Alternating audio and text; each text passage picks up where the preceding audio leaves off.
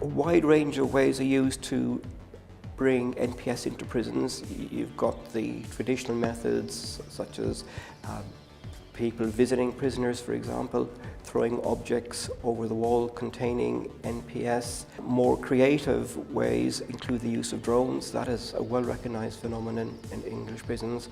And also the use of paper which is being impregnated with synthetic cannabinoids. With these impregnated papers, we have similar problems like we have with the herbal material, which is that the concentrations in this material may vary over quite a great range. And that means if you cut this into pieces, that from one little piece of paper you might have a dose, varying by a factor of 3 or 4. So that can, of course, be a big problem in dosing these drugs and may be part of an explanation for the high rate of intoxications and convulsions we see after the use of these drugs.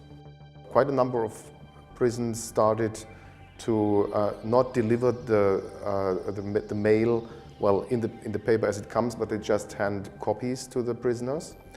But of course, then they find other ways to transport it into the prison, like clothings, for example, which are impregnated with substances or other means of transport. So it's very difficult to control because low amounts are enough to produce intoxication on the one hand, and on the other hand, you can't see or smell the substance because you don't need, big amounts which you can easily see or detect.